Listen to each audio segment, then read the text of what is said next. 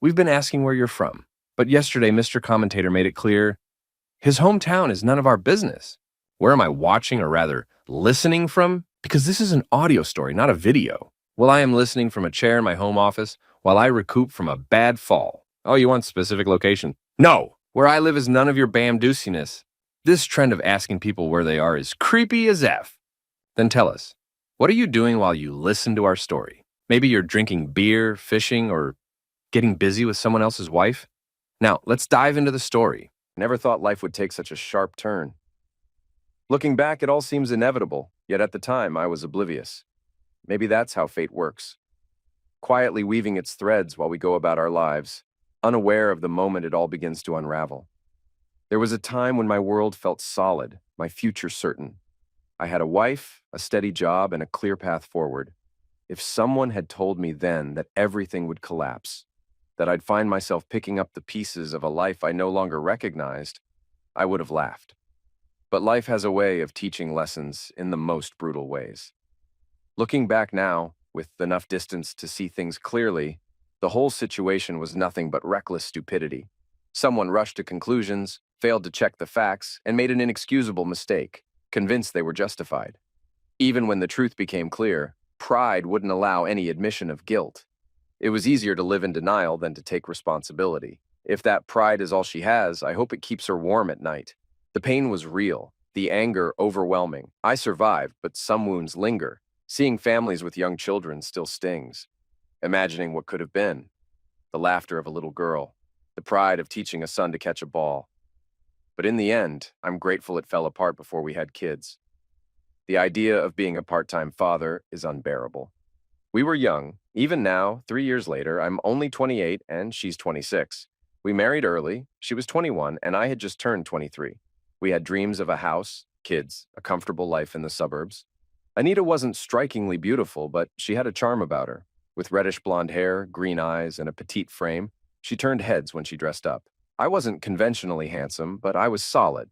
Tall, well-built from work and the gym, with long light brown hair and gray eyes. Together, we made a striking pair. We were rednecks through and through, raised with strong family values and a deep disdain for broken promises, especially when those promises were wedding vows. Most of our friends had also married young, and many were already divorced, often due to money or infidelity. We considered ourselves lucky. Right out of high school, I started working in a factory that specialized in German car parts. The pay was decent, and I made sure to prove my worth. I learned every machine, took on overtime, and even shadowed mechanics until I could handle basic repairs myself. My dedication paid off, and I moved up to training new hires. That effort didn't go unnoticed. When a shift supervisor discovered new employees using training videos I had created on their phones against company policy, it sparked a confrontation. Instead of backing down, I made my case, arguing that structured training would only improve productivity. The gamble worked, and instead of being reprimanded, I was given a raise and officially put in charge of training. Anita was thrilled. She worked full-time while studying part-time for her nursing degree. If she had taken a full course load, she could have finished in a year. But we agreed she should focus on her studies. I picked up extra shifts, and a year later, we sat in the audience, surrounded by family, as she became the first in either of our families to earn a college degree. Even as a training supervisor, I remained on the night shift. It allowed me to assist second shift workers and stay after to help the first shift while maximizing my time with Anita. After graduation, she explored entry-level nursing positions, but found that most places offered low starting salaries with no real promise of advancement. A chance visit to the emergency room with a friend changed everything. The hospital was severely understaffed on night shifts, and the pay for overnight nurses was significantly higher. She applied, got hired, and within weeks, she was working weekend night shifts with a salary that far exceeded other entry-level jobs. With both our incomes, money was no longer an issue. We kept our expenses low and saved aggressively, inching closer to our dream of owning a home and land. A year passed, and we had mastered balancing our schedules to spend as much time together as possible. Mornings were shared over breakfast, and our time together, both inside and outside the bedroom, was as strong as ever. Life was good. Then everything changed. One of my closest friends, a guy we called Zippy, moved to the U.S. from Mexico when he was 6. He struggled a bit in school, so Billy and I helped him out since we all lived nearby. His nickname came from a baseball game. We pulled off a rare triple play, and in his excitement, he tried to yell yippee, but it came out as Zippy. The name stuck. Despite his heritage, he was a full-fledged country boy. Beat-up cap, Redmond chewing tobacco, and even a Confederate flag tattoo. Zippy was hard-working, still lived at home, and helped with the bills. He didn't drink much, had good manners, but his biggest passion was carp fishing. It wasn't about eating the fish. It was all about the jackpots. You'd pay to fish at stocked ponds with big payouts for catching a fish of a specific weight. The pot could build up for months, sometimes reaching over $1,000. It was too pricey for me, but Zippy was single, made decent money, and was hooked on it, sometimes even winning, though probably losing more in the long run. Every serious angler had their secret bait, and Zippy was no different. His experiments with baits stunk up his mom's kitchen so badly that she forced him to set up a shed outside. Billy and I helped him put it together and even assisted in mixing sometimes, when we could stomach the smell. Billy, training to take over his dad's pharmacy, had an interest in chemistry. One day, after hearing Zippy complain about his latest bait mix, he suggested we could create something better using science. Our first attempts were disasters. I'm pretty sure we scared fish to the other side of the pond, but research revealed that carp were scavengers drawn to heat, and Billy found a chemical that reacted with dough to create warmth. The bait worked, at first, then it melted too fast, letting the fish get the food without the hook. Still, Zippy won 3 jackpots in one night, taking home nearly $700. His success drew too much attention, so he started rotating ponds to avoid suspicion. Other fishermen would leave if they thought someone had an unfair edge, and pond owners didn't like frequent winners. To fix the melting bait issue, Zippy's mom gave him an idea. She used old tights to store garlic and onions, so we tried wrapping the bait in a fine mesh. It worked. We kept refining the mix. I suggested chicken livers, Billy added coffee grounds for chemical balance, and Zippy used yellow grains to bind everything together. Our odds improved, but the real breakthrough happened by accident. Billy's mom gave him a bag of old cosmetics and perfume to toss out. Somehow, perfume leaked onto his bait bucket's mesh lid. That night, without realizing what had happened, he used the bait and caught 5 carp in 45 minutes, winning multiple jackpots. When he figured it out, we tested it at another pond. Same results. Realizing we had something big, we mapped out all the carp ponds across 7 counties, 51 in total. Zippy gave us a crash course in pond fishing strategy, and from there we carefully planned our next moves. Billy and I each picked up a pair of classic Zebco 33 reels on simple 5.5-foot rods. Nothing fancy, just reliable, affordable gear that helped us blend in. We didn't want to attract attention, so we avoided fishing the same pond at the same time, sticking to a rotation and never returning to the same spot for at least a month. My first night out, I must have looked like a clueless rookie, fumbling my way through it, but after 7 hours, I had won 4 hourly jackpots. 3 for the biggest catch and 1 for the smallest, totaling nearly $600. Everyone assumed it was beginner's luck. Billy pulled in $400 and Zippy won $500. In one weekend, we had nearly $1,500 in cash. To keep things low-key, we stashed the money in a coffee can in the shed and agreed not to touch it until the end of the season. Within 4 weeks, our winnings had climbed to $6,300. We also disguised our bait by storing it in buckets labeled with commercial brands after tossing out the original contents. At home, Nita was starting to get suspicious. One morning, after I came home reeking of our bait mix, she wrinkled her nose and made a comment about me smelling like cheap perfume and garbage. She knew about our fishing experiments, but I hadn't told her how much we were making. My plan was to surprise her at the end of the season with a pile of cash and tell her to start house hunting. For a while, life was good. We were winning, spending weekends fishing and having the time of our lives. But greed got the best of us. As the weather cooled, most ponds shut down for the season. When they reopened, we got reckless, fishing every Friday, Saturday, and Sunday. We didn't realize we were being watched.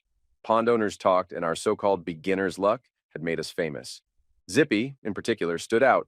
He wasn't hard to spot among the usual crowd of pale, overweight rednecks, especially since he kept winning. Tensions at home grew. Nita resented how much time I spent away. Billy's wife was also unhappy. We agreed to take a week off, thinking it would smooth things over. That plan fell apart when Nita went grocery shopping and ran into a cashier friend. In casual conversation, the woman jokingly mentioned how I had been at Walmart the day before, buying perfume, tights, and protections. She laughed about how she wished she could be a fly on our wall. Nita didn't laugh. She had known about our bait experiments, but not the details. When she got home, she tore through the house looking for evidence of whatever she thought was going on. She found nothing, because everything was in the bait shed. The protections had been a fluke. One night, Zippy accidentally grabbed the wrong bucket of bait and called Billy in a panic. Billy brought the right one but forgot the tights we used to hold the bait together. Frustrated, Zippy was about to give up when Billy had an idea. He pulled a pack of protections from his truck and handed them over with a grin. It turned out they worked even better than tights, stronger, longer lasting, and easy to cut into the perfect size. From then on, we all kept protections and pantyhose in our glove compartments as part of our fishing gear. Unfortunately, that's exactly where Nita checked next. She found 2 pairs of used pantyhose and an open box of protections with 2 missing. Worse, the tights had belonged to Billy's wife. She'd given us several pairs to use. To Nita, though, it looked like undeniable proof of something else entirely. And that was the beginning of the end. Nita had always struggled with her temper, but that day she completely lost control. The morning started with all 4 of my tires slashed, the rear-view mirror torn off, and my fishing rods crushed in the driveway. Inside, a message smeared in lipstick on the bathroom mirror made it clear. She was furious. Worried, I called everyone I could think of. Her mother, her friends, even the hospital. No one had seen her, though one friend admitted she had called. The details were vague, but the warning was clear. If what she said was true, I should run. If not, I needed to find her fast. Unable to reach her, I went to work but couldn't focus. By 4 a.m., I gave up, told my manager I was leaving, and headed home.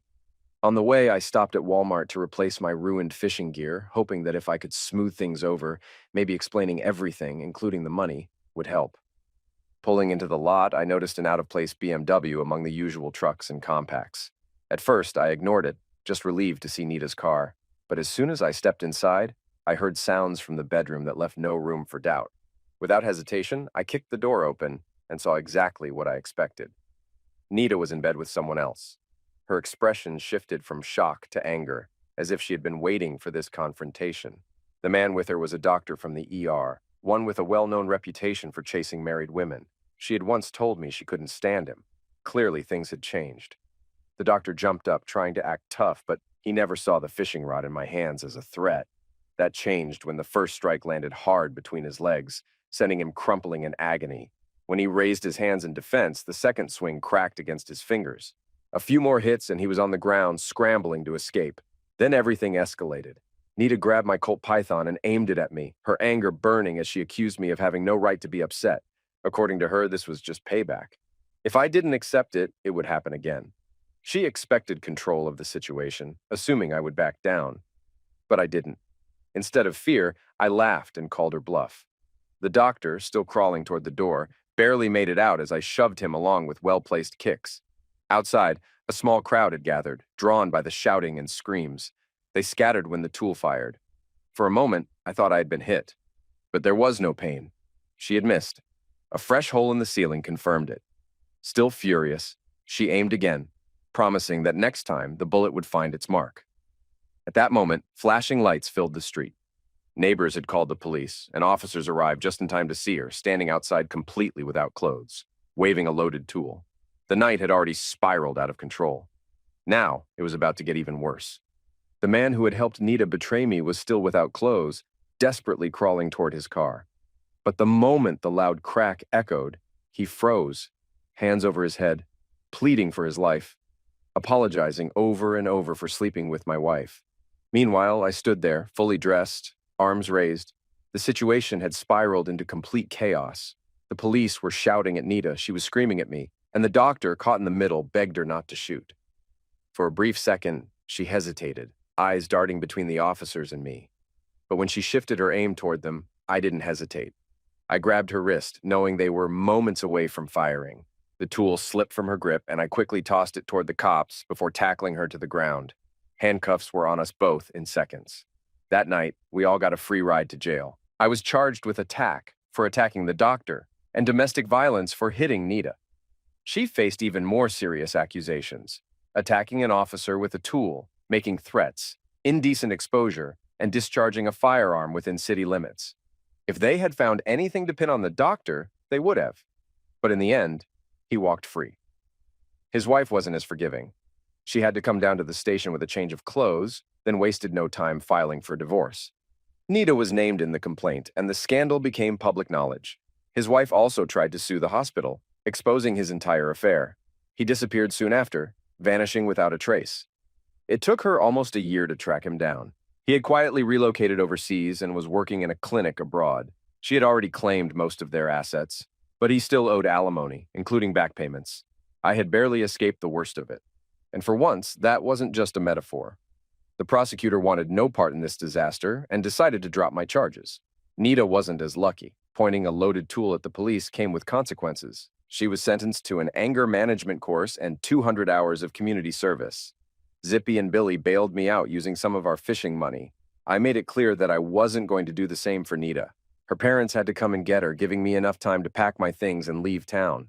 For 3 weeks, she didn't reach out. Maybe she expected an apology. But when I didn't break the silence, she finally called, her voice dripping with sarcasm. She acted like nothing had happened, casually telling me to come home. I refused without hesitation. She scoffed and denied everything, insisting she had never cheated, that my accusations were baseless, and that she could never trust me again.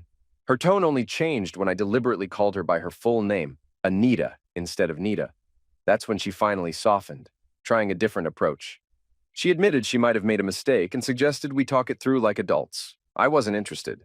Mocking her attempt at reconciliation, I sarcastically pretended to consider her offer before making it crystal clear there was no going back.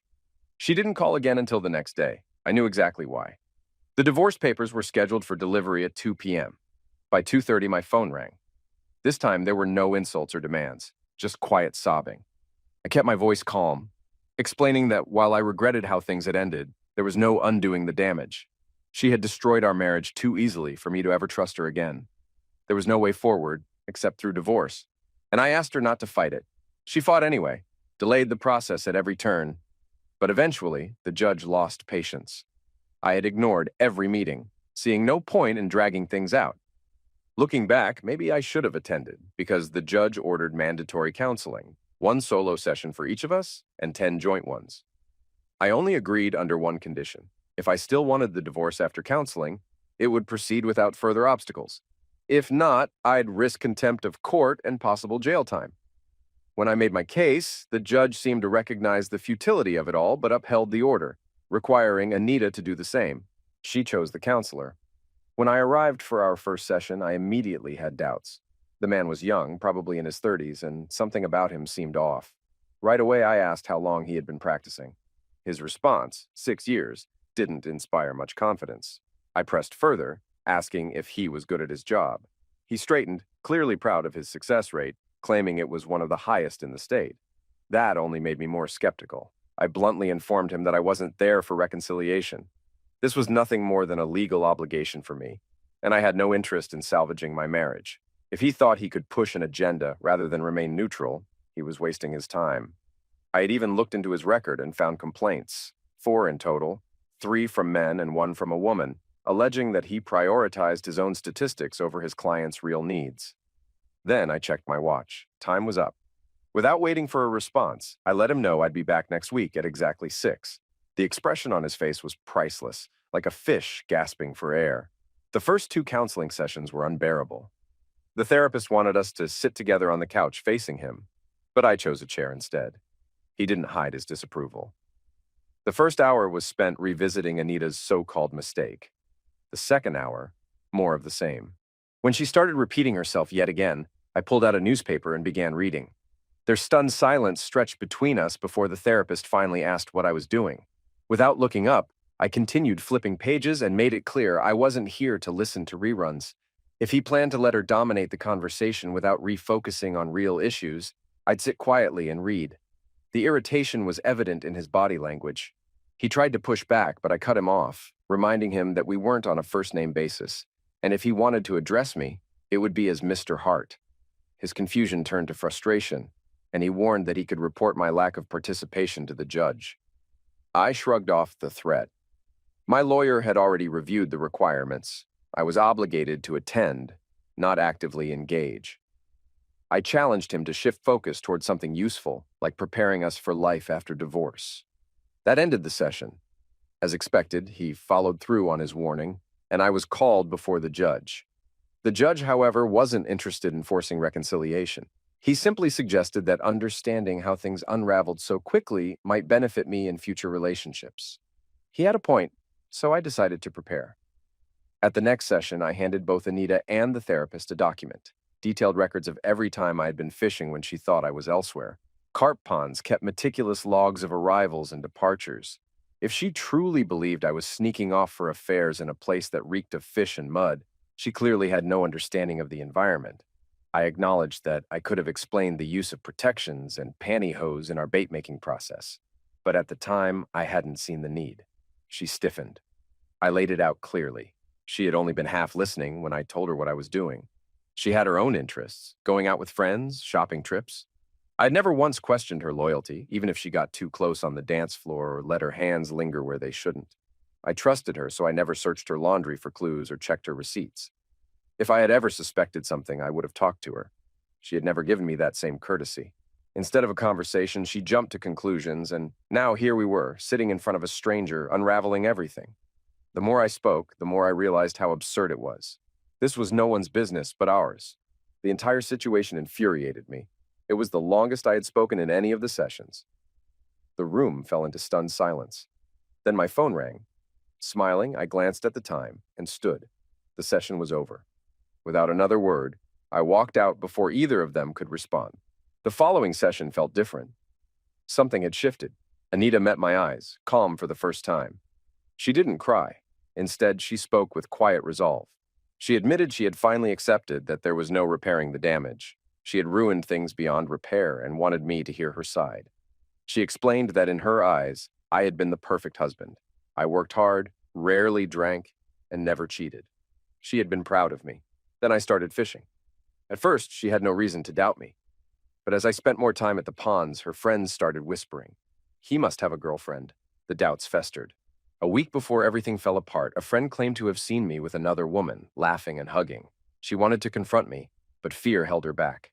Then came the moment at Walmart, when Jane mentioned the perfume, protections, and pantyhose. In her mind, it was undeniable proof. She had always fought her temper, but this time she lost. Her only thought was to hurt me the way she believed I had hurt her, so she reached out to the doctor. He had always been interested, and in that moment of anger, she gave in. She had never planned to confess. It would have been her secret revenge. But then, I came home early and everything collapsed. She admitted feeling ashamed, until her rage took over again. The moment I hit her lover with the fishing rod, she knew it was over. The tool had been a desperate reaction, a way to regain control. She had never intended to pull the trigger, but the temptation had been there. The only thing that stopped her was the look in my eyes when I told her to do it. That was the moment she realized she no longer mattered to me. The anger faded, but the confusion remained. Even when the police arrived, she had briefly considered shooting in their direction just to end it all. Tears welled in her eyes as she admitted that thought had haunted her. She had already lost me, but after that night she lost everything else too. Her friends disappeared. Work wasn't the same. The hospital kept her on staff because she was a skilled nurse, but management's attitude had changed. She had spent the last few months accepting that she had broken something that could never be fixed. Then, she made her decision. The counseling sessions were over. She was done trying. Without waiting for a response, she stood up and left. I turned to the therapist and asked if I should go after her. He studied me for a moment before shaking his head. If I wasn't concerned about her harming herself, I should let her go. She had already started healing, and so we divorced. She had no idea how much I had saved for our home. She had always trusted me with finances, never questioning the details. I made sure she received half. Moving out of our old apartment had been inevitable. The landlords weren't keen on keeping tenants who had fired a tool indoors. I rented a small studio closer to work, content with my new routine. Anita moved in with another nurse, claiming it was more economical and that she couldn't stand the emptiness of living alone. Friends encouraged me to start dating again, but I wasn't ready. My anger simmered beneath the surface, and I found myself lashing out, snapping at women for no reason. Eventually, I realized I didn't like the person I was becoming, and sought help. This time, my therapist was a woman. At first, the dynamic felt strange, but she quickly put me at ease. I opened up about everything. Anita, my bitterness, my struggle to trust women again. I admitted that I feared I was turning into someone who hated women. She raised an eyebrow at my phrasing before laughing. If I truly despised women, I wouldn't have chosen her as my therapist. If I saw her as just another witch trying to ruin my life, I wouldn't have sat across from her, searching for a way forward. She saw through me immediately. In her opinion, I was still in love, not with Anita as she was now, but with the person she used to be. My resentment toward women wasn't real. It was a defense mechanism, a way to shield myself from the pain. She believed I would heal, that I was too much of a gentleman to stay bitter forever. Eventually, I would recognize that not all women had hurt me, and I would stop treating them as if they had. I didn't respond, but I returned to see her 5 more times. Over time, I realized that my communication skills weren't always where they should be, and I still had moments of immaturity and selfishness. Acknowledging it was one thing, actively working to improve was another. My therapist also encouraged me to be upfront about my past with any future partner, flaws included, and to trust that the right person would accept them. If someone truly loved me, that should be enough. That advice gave me a sense of peace. 4 months later, my boss called me into his office. Waiting inside was a man I'd never met before, one of the company's vice presidents. After a quick introduction, he got straight to the point. He explained that out of the company's 11 branches, ours had the best performance record.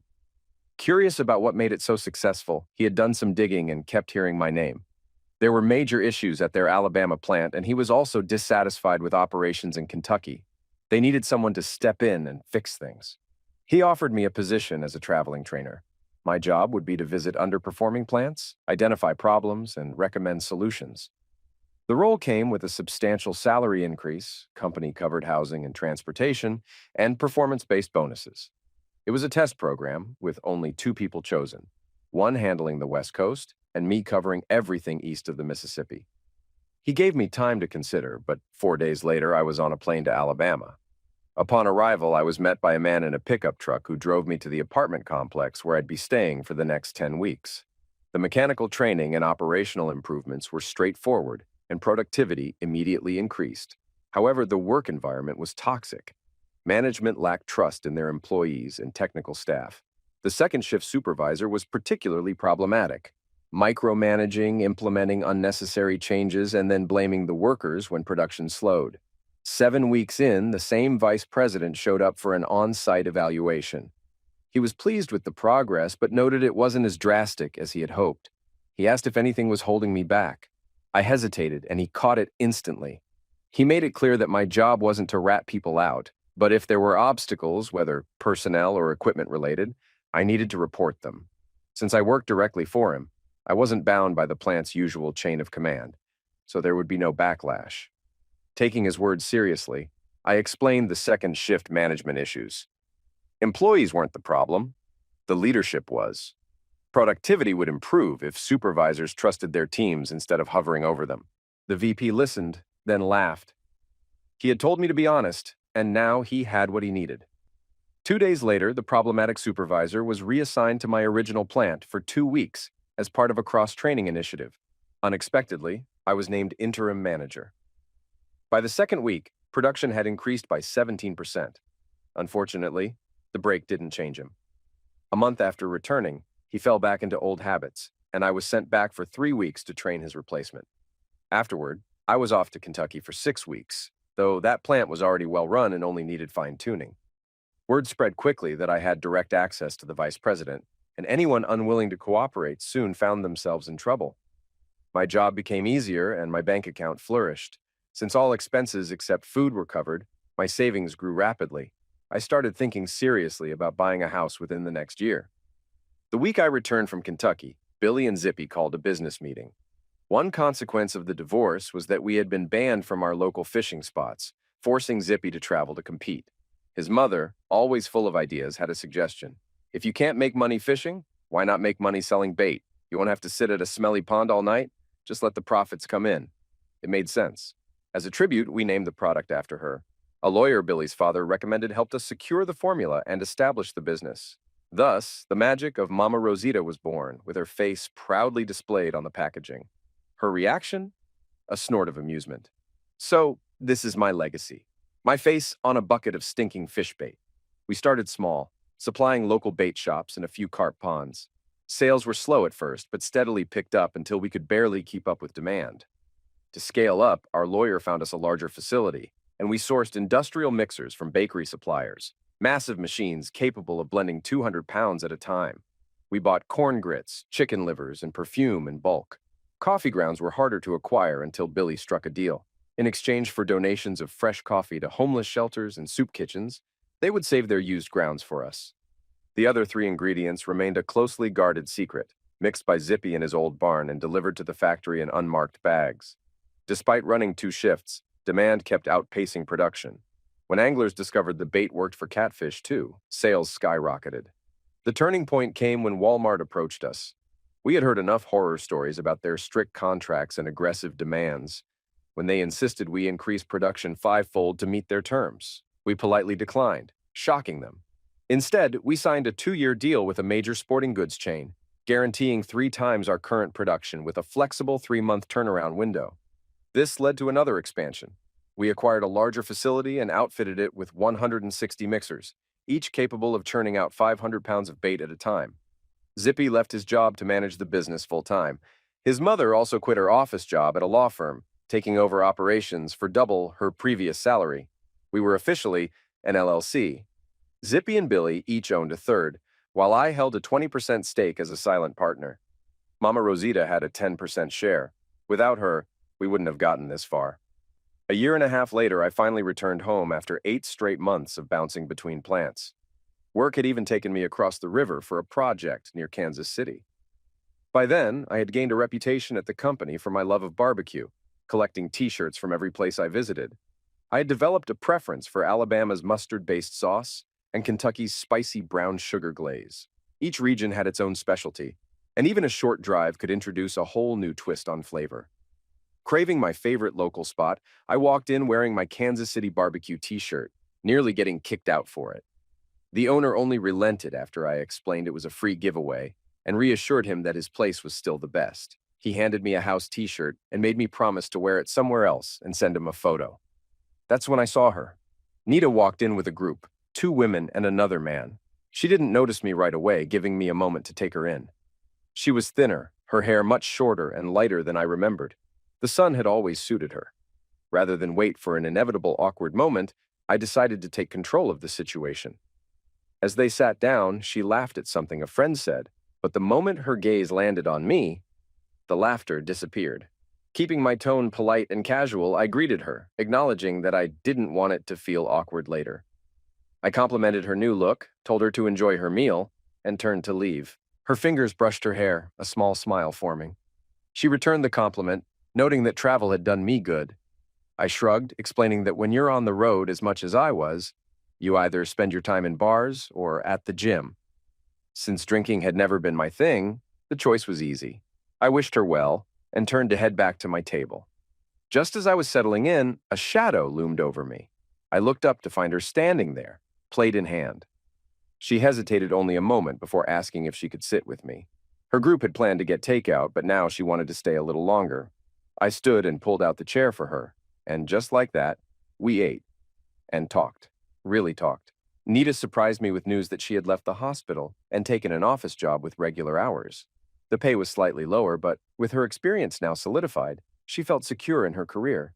She also revealed she had been seeing a therapist monthly to manage her anger and maintain focus. I shared my own experience with therapy, which caught her off guard. Then came the question she had probably wanted to ask since she first saw me. She wanted to know if I was dating. I laughed, throwing her off balance. Relationships were difficult when constantly traveling. I had no interest in offering someone only a fraction of my time. It wouldn't be fair. She admitted she had tried dating but never got past 3 dates with anyone. It wasn't surprising. Realistically, I hadn't expected her to become a nun. To shift the conversation, she pointed at my t-shirt collection and asked what was up with it. That led to stories of my travels, the bizarre foods I had tried, and the most memorable places I'd visited. She cringed at my descriptions of alligator barbecue, armadillo, which I wouldn't recommend, and surprisingly good ostrich steak.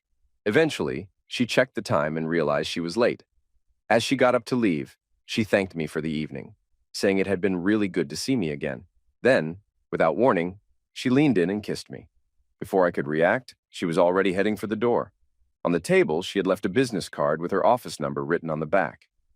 I hesitated for a moment before slipping it into my wallet. We kept in touch, occasionally meeting when I was home. She seemed to want something more, but I just couldn't go back. Eventually, she moved on and started dating a nurse from another office. Meanwhile, my life kept moving forward. Between work and the gym, I found a new interest: online classes. I wanted more than just a traveling trainer position. When my boss learned about my studies, he had the company pay for my courses, calling it an investment. With limited college experience, I completed my business management degree in just 2.5 years. My diploma arrived in the mail, a proud achievement, though bittersweet with no one to share it with. Soon after, my boss called me into the main office, where he introduced me to my replacement. My traveling days were coming to an end. He acknowledged my contributions and how hard life on the road could be, especially for someone young. Now that I had my degree, he had a new opportunity for me. The manager at my home plant was retiring, and the production manager was moving up. That left an opening on his team, and he thought I was the right fit. I had 2 months to decide. If I accepted, I would have 4 months before stepping into the role. He also hinted that the new production manager wouldn't be around forever, and promotions were always given to those within the company. It was time to settle down. Traveling had been fun, but waking up under the same roof every day sounded better. That's when I met Molly. She was from Alabama, had bright red hair, and a body similar to Nita's, except with a more generous figure. As the production coordinator, we often worked together when I was in town. We connected over our shared love for fishing.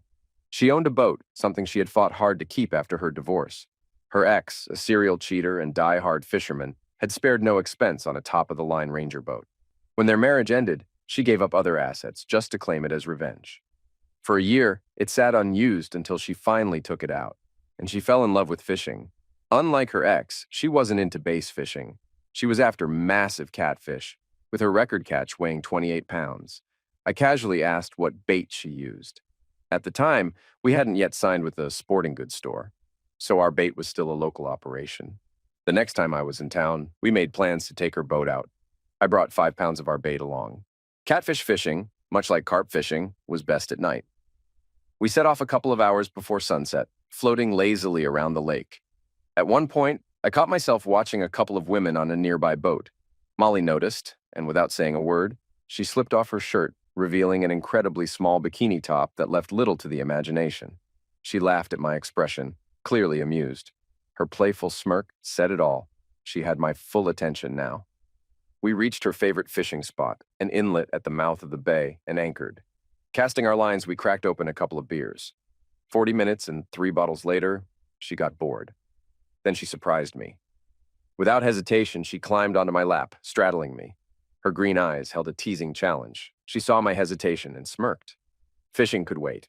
I jokingly asked what we were supposed to do about the fish, but she had already made up her mind. That night, the lake became more than just a fishing spot, and by the time the stars came out, I wasn't thinking about catfish anymore. As we slowly made our way back to the marina, known for weighing record catches, the dock hands nearly fell over when Molly revealed her haul.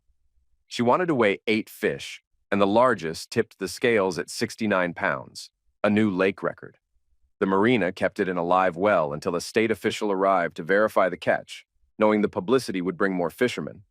Over the next 2 days, Molly was featured in newspapers, a wildlife magazine, and even a TV interview. I was briefly mentioned as her fishing partner. When asked about her bait, she smirked and vaguely said it was a commercial product anyone could buy, leaving people guessing. She more than made up for the earlier interruption on the boat, and from then on, she made sure we had our fun before we ever cast a line. She was adventurous, witty, and easy on the eyes. Just when I was considering something more serious, she canceled our plans. That evening, I saw her at a restaurant, cozy with another man. Their body language made it clear they weren't just friends. She disappeared for the weekend, then took time off work. A month later, she was back, affectionate as ever, but she quickly noticed my cold demeanor. With a sigh, she admitted that I had seen her. She explained that Brad, her long-term boyfriend, had been overseas for nearly a year on a work contract. He had gotten an unexpected leave, and they would eventually marry. Their arrangement was simple. What they did while apart wasn't each other's business. She called me a great guy, even complimented my skills, and suggested we continue seeing each other since Brad wouldn't be back for another 8 months. I declined. While it didn't matter to him, it mattered to me. I wished her well but never touched her again, except when helping her land the monster catfish she kept pulling in. Other fishermen studied her closely, trying to figure out her secret. They even searched her boat, but she kept her bait locked in a fridge at her dad's garage. Eventually, she broke her own record, landing a 77-pound catfish. She sent me a picture. It was bigger than her, and beside her stood a grinning man. I assumed it was Brad. They looked happy. Her winning streak continued until our bait hit local stores, making it accessible to everyone. Once the exclusivity was gone, her advantage disappeared. By the time I returned home for good, I was ready to put down roots. I bought an 8-acre property with a decent-sized pond, a tractor, and enough land for a small vegetable garden. I dated, earned a reputation as an eligible bachelor, and enjoyed my freedom. But I never found someone I wanted to spend forever with. That changed the day I came home to find 2 unexpected visitors on my porch. Anita sat on the swing, beside a little girl who looked about 8, and strikingly like her. She greeted me with a smile, complimenting my house, before hesitating, as if unsure how to continue. Finally, she explained that she wasn't there for herself, but for her daughter, Annie. Annie wanted to learn how to fish, and Anita believed I was the best person to teach her. She looked at me with wide, hopeful eyes, and for the first time in years, I felt something shift inside me. I noticed the quiet sadness in Anita's smile and wondered what had caused it. Figuring I had nothing to lose, I asked if Annie had brought a fishing rod. Anita's grin widened, lighting up her face. They hadn't, but I had plenty of gear. By the time we were ready, I was loaded down like a pack mule, chairs, a cooler, and rods. I handed Annie a small, lightweight rod perfect for her size. First, I had her practice casting with a weighted line across the field until she got the hang of it. She was so serious about it that I nearly laughed. Then, I baited the hook with a worm from my garden and showed her where to cast. With the natural drag in my pond, I knew she'd catch something eventually. Anita sat back, sipping iced tea, watching us with an expression I still recognized. I wondered if she had a plan. She was 28 now, in her prime, and it showed. I briefly questioned why anyone would wear a sundress to go fishing. Then Annie screamed. She had hooked something big. I was beside her in an instant, coaching her through it, while Anita rushed over, cheering her on. It was a crappie, something I didn't even know lived in my pond. When I mentioned they were great eating, Annie immediately insisted we let it go. I struck a deal. I'd release it if she promised to eat it. Turns out Annie was a natural. She reeled in 9 crappie, all good-sized. As we packed up, I asked when she wanted her fish dinner. Tonight, maybe? Annie hesitated, glancing at Anita, who suddenly looked somber before pulling the little girl into a hug. Anita's voice softened. She might stay a little longer if you fry her fish. 2 sets of big, hopeful eyes stared up at me. How could I possibly say no? Annie showed no hesitation as I cleaned the fish, watching intently while I placed them in lemon water. Taking it as an invitation, Anita took over my kitchen, guiding Annie through making hush puppies and tartar sauce while I handled coleslaw. I fired up the gas grill to roast corn and used the side burner to heat the oil. Annie observed as I dipped the fillets in a milk and egg wash before coating them in seasoned flour. Before frying, I warned her to stand back. Hot oil was unforgiving. Anita kept her busy setting the picnic table and pouring tea while she pulled the corn off the grill. In no time, those 9 crappie had turned into golden fillets. As I showed Annie how to eat around the bones, she devoured 4 crappie, an ear of corn, coleslaw, and at least 6 hush puppies. I had no idea where she was putting it all. After dinner, Anita settled Annie on the couch while I put away the fishing gear. Sitting on the porch swing, I listened to Anita softly singing in the kitchen and watched the little girl sleeping peacefully inside. Unexpected tears stung my eyes. This was supposed to be my life. A small tug on my sleeve broke my thoughts. Annie had woken up and stood beside me. Without thinking, I lifted her onto my lap, rocking gently. She nestled in and drifted back to sleep. I felt her presence before I saw her. Through the dim glow of the porch light, Anita stood behind the mosquito net, silently watching, tears in her eyes. Without a word, she turned and disappeared inside. Minutes later, she returned with 2 cups of coffee, placing them on the side table before settling beside me. She curled up, playing with Annie's hair, as if this was the most natural thing in the world. I let the moment linger before finally speaking. "What's going on, Anita?" She sighed, her grip tightening on my hand. Annie wasn't her daughter. She was her niece. Anita's sister Jen had divorced years ago and raised Annie alone. Then, out of nowhere, her ex reappeared, wanting to make amends. Jen, already engaged to someone else, brushed him off, telling him Annie already had a father figure waiting. He didn't take it well. One night, high and furious, he broke into her home and opened fire on Jen and her fiancé while Annie slept in the next room. Annie woke to the sound of deafening bangs. By the time she got up, her father was gone. She was the one who had to call emergency. My chest tightened. Social services had been ready to take her, but Anita intervened.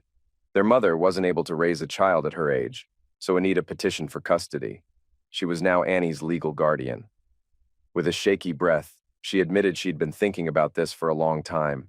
When she heard I had stopped traveling, it felt like fate. Annie needed a father, and Anita could think of no one better than me. The little girl had taken to me instantly, something Anita had never seen before. Watching her curl up in my arms had confirmed it. This was meant to be. She didn't ask for us to be together again. She didn't beg for a second chance. She only asked for a piece of my heart, at least for Annie, and maybe, just maybe, a small place in my life. I wasn't sure when my arm had wrapped around her, but I held her close, careful not to disturb the sleeping child. At some point, we all drifted off like that. When I woke, Annie was already stirring. Blinking up at me, she whispered, "I need to go to the bathroom." I gently woke Anita, who led her inside. Checking my watch, I realized it was almost midnight. This was definitely going to throw off Annie's sleep schedule. Anita returned, smiling.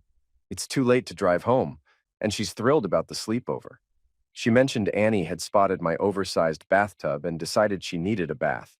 And apparently, she had also chosen one of my t-shirts to sleep in. I set up the guest bed, making sure the blankets were warm and the pillows fluffed. When Annie appeared in my shirt, almost dragging on the floor, she crawled into bed, demanding a story. I obliged, tucking her in.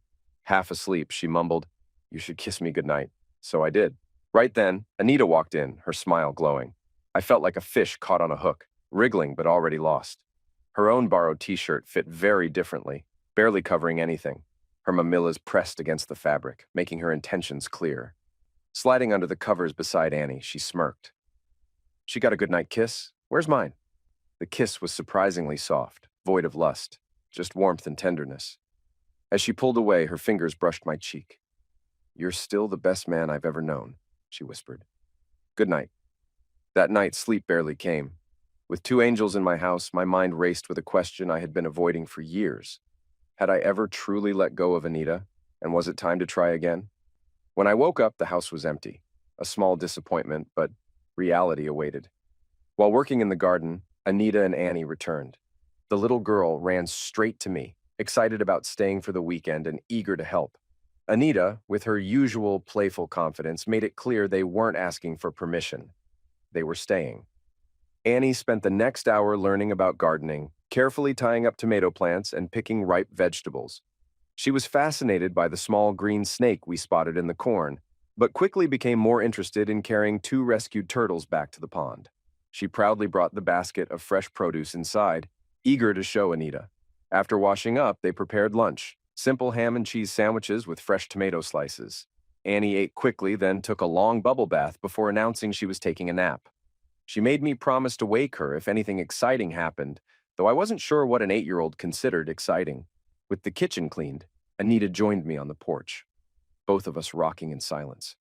After a while, she finally spoke, reflecting on the past, her regrets, and how much she had changed. She admitted she had been young, angry, and had made terrible choices. Now, she was a different person, raising a child who needed stability. She made her intentions clear. She wanted me back in her life, even if only as a father figure for Annie. She understood my hesitation, knowing trust couldn't be rebuilt overnight. But she asked for a chance, promising that if I didn't want this, she would walk away without a fight. For the first time, real fear flickered in her eyes as she waited for my response.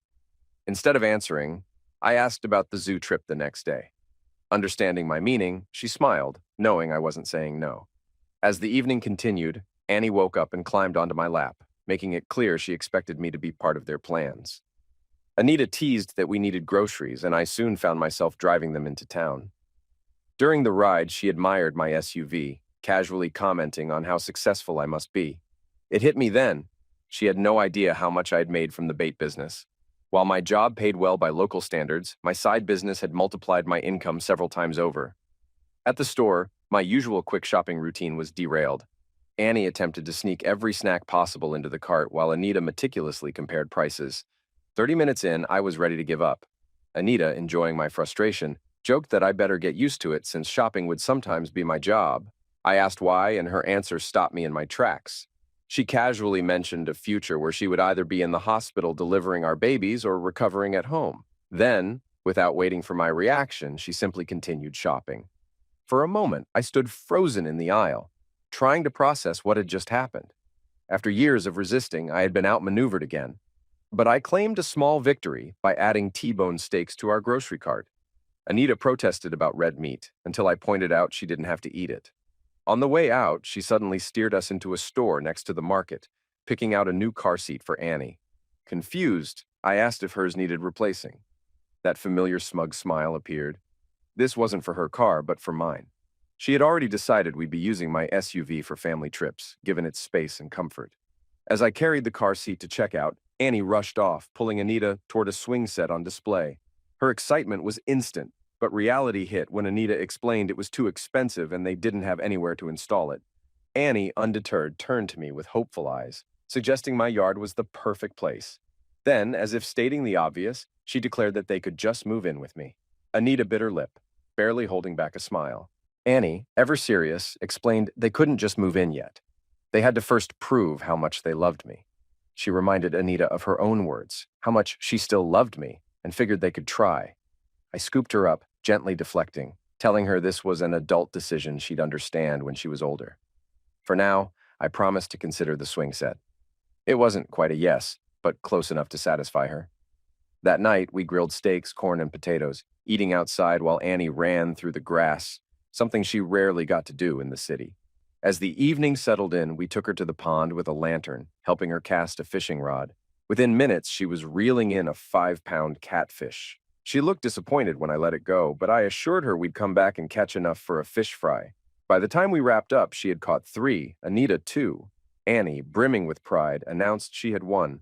Anita reminded her she'd had help, to which Annie grinned and declared that next time she'd sit on my lap again for a guaranteed victory. Later that night, after getting Annie to bed with a bedtime story, I found Anita in my bed. She stretched with a smile, making it clear she wasn't there for closeness, just to be close. It felt strange after all these years to hold her again. Familiar, but different. Without overthinking, I let her settle into my arms, and, for the first time in a long while, I fell asleep peacefully. The next morning, Annie woke me by tugging on my nose, announcing that breakfast was ready and we needed to leave soon. The zoo trip exhausted her. She ran from one exhibit to another, determined to see everything. By the time we got home, she was fast asleep, and I once again carried her to the car. A routine formed. Every Friday, they arrived. Every Sunday, they left. Around town, people began recognizing us as a family again. It was Zippy who finally pushed me toward a decision. At a barbecue, while the kids played, he pulled me aside and reminded me that everyone had known Anita had a temper. She had made a mistake, a big one, but she had paid for it. He urged me to let go of the past. Mama Rose chimed in, calling Annie one of the luckiest children, going from tragedy to a loving mother and father. Billy and June agreed. For weeks, I thought about it. Then luck intervened. Anita, caught up at work, called in a panic, asking me to pick up Annie from kindergarten. When I arrived, she ran into my arms, proudly introducing me to her teachers and friends as if I were the most important person in the world. During the drive home, I decided it was time for a real conversation.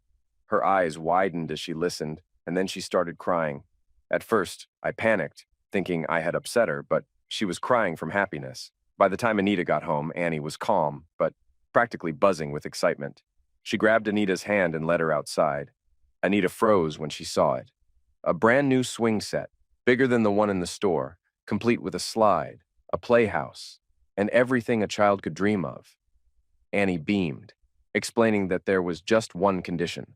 She couldn't have the swing unless she lived here, and since she couldn't live here alone, Anita had to move in too. Then, as if sealing the deal, Annie handed her a small wrapped box. I watched from a distance as Anita unwrapped it. Her hands trembled, and when she saw the ring inside, she gasped, then let out a soft cry. Annie, practically bouncing, reminded her this was the moment she was supposed to say yes. Stepping out from behind the tree, I met Anita's tear-filled gaze. And just like that, her smug smile returned. "I'll think about it," she teased. But she already had. 36 years later, 3 kids, 7 grandkids, and 2 more on the way, the final verdict is still out. Over the years, we learned not to panic when we couldn't immediately find each other. Anita had always been prone to worry, but eventually I had to draw the line. Trust was a choice, and I made mine clear. After that, she backed off, mostly.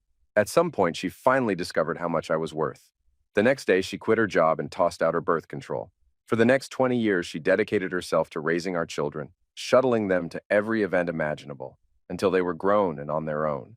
Then came the adventures. We traveled, took cruises, explored both warm and frozen landscapes, and saw the world.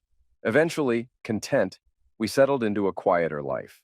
Wanting to give back, we joined a program helping at-risk kids, offering temporary homes for those in need, from infants to teenagers.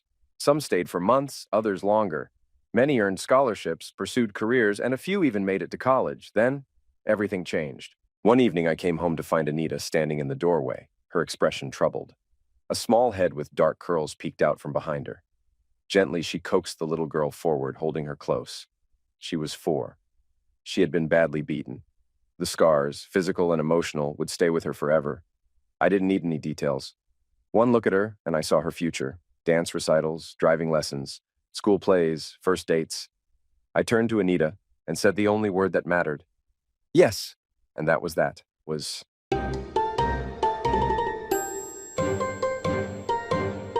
From the start, I need you to understand something. I adored my wife. We'd been inseparable since we were just kids. Back in junior high, we were best friends, partners, and everything. As teenagers, we were just 2 kids who leaned on each other. But when we turned 18, friendship slowly turned into something more.